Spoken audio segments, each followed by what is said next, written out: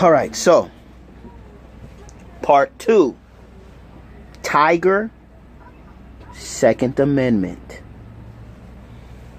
Okay, so hope you like that example, but some people might be saying, well, what do you mean? What does the tiger and the stick and the boulder, what does that have to do with our gun rights? That makes no sense. Well, it has a lot to do with it. Think about it. The stick was there. Now, what if there was some nature's commission that regulated these sticks can be on the floor? What that stick, if there was a regulation on the type of stick that was on the floor, that stick would not be there unless it fell within the confines of whatever the regulations from the nature committee, whatever they say the stick has to be, how long it has to be, how sharp it has to be, the angles have to be at this, and blah blah blah, this, that, yakety schmackety. If you still don't understand what I'm saying, then this is not for you. Okay? The boulder. What if there was a nature's committee that regulates what boulders should look like? Well, they should be flat. They should be 3 inches thick by 7 inches in length. This, that, the other. You wouldn't have been able to pick up that boulder. Because what if the boulder was a little pebble? You wouldn't have been able. You could have smashed that pebble on that tiger's head, but that wouldn't have killed him. Your butt would be dead. And if you're fighting like a military or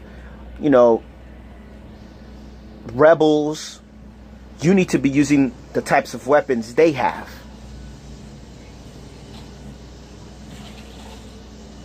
Okay? Next part.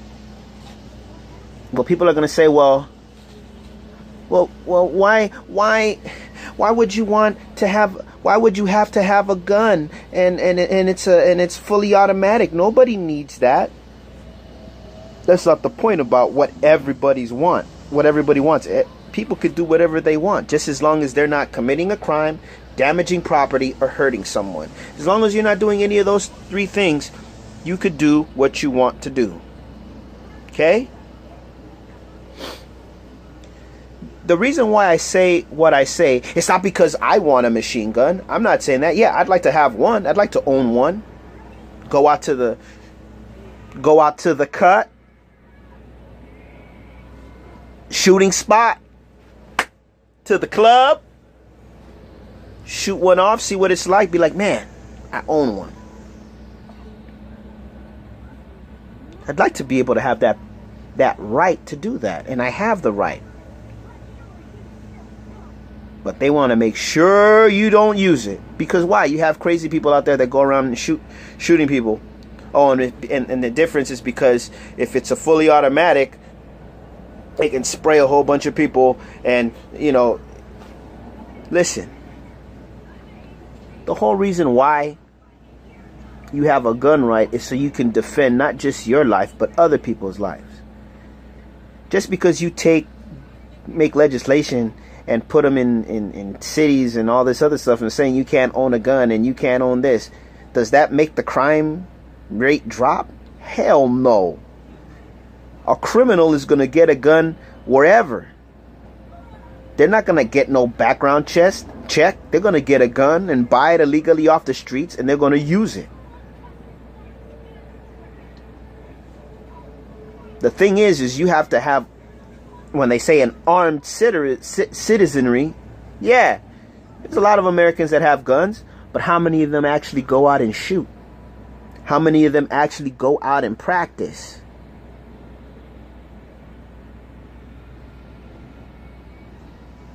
Do you know how often I go shoot? Me and my wife and my kids. My son, he has a little airsoft. But I go twice a month and we train for a minimum of about 3 hours.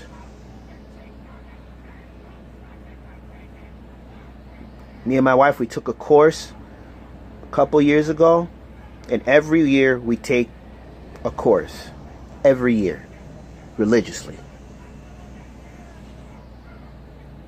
What's the point of owning a firearm and you don't know how to use it?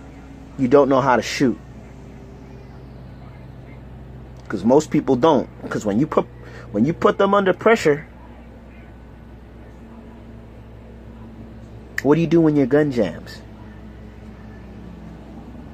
Well, you know, I've gone to the gun range, right? And they're like, the people are there, they're shooting, they're smiling. Oh yeah, this is so cool. It's so rad. Or having a great time. Bang, bang, bang. And then I walk up to them. I casually say, "What's up?" And then I jam their gun. And I say, "Okay, what do you do now? Tell me what you do." And they freak out. And then I say, "Well, what if the guy's coming? What if somebody's coming through your door right now? What are you going to do?" And then I tell them, that's why you need to go take a training class. And then you know what they do? They walk out of the shooting range, go to the counter, they talk to the guy behind the counter, and say, how can I get trained? And they're like, who did this to your gun? They're like, that guy right there. The black guy right there. Randall? They look at me and they say thumbs up, because they're gonna make some money. Y'all are supposed to be spreading that money to those people in those gun shops. We're supposed to be backing them up. That's how they make their business. There should be people going to those shops, training every week, shooting. They say, we don't want America to become the Wild Wild West. The hell is wrong with you? The Wild Wild West? That's what America was. People, ask yourself this question. Why are you here physically right now? Well, people are going to say, oh, it's because of my parents. No. The reason why you're in America right now is because of the Wild Wild West, slavery, all the Pilgrims, Indians, all that stuff that happened back then happened, and that's why you're here right now. That's why you have freedom. Most people don't even know what freedom is. Look it up. Freedom. What is it? That's what you have. People come here on boats with no motors over sea trying to get here. Because we got freedom. And of course, they want to get a free paycheck. Listen. Your gun right is what makes this place that we're in so great. Because you can defend yourself and not have to worry that you're wrong. There's a lot of cases, you know, where tragic things have happened. I'm not saying that they were right. I'm not saying that they were wrong. But the fact of the matter is that you can defend yourself. You have a way to protect your family against a threat, foreign or domestic. You have a right. Just go back and look at the Rodney King riots. Look at the Koreans. I grew up in LA.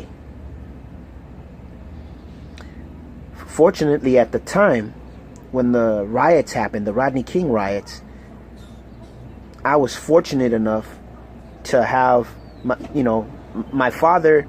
I'll tell you a little bit about myself. My father, he fought in the Vietnam War.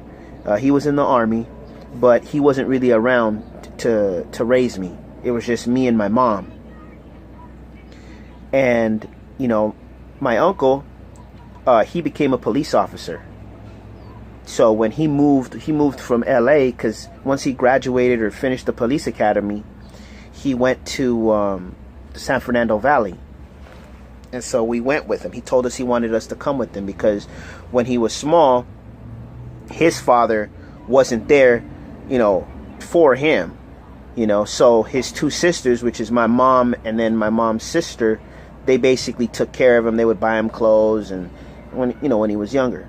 So when he grew up, he became a police officer and he wanted us to come live with him in the valley.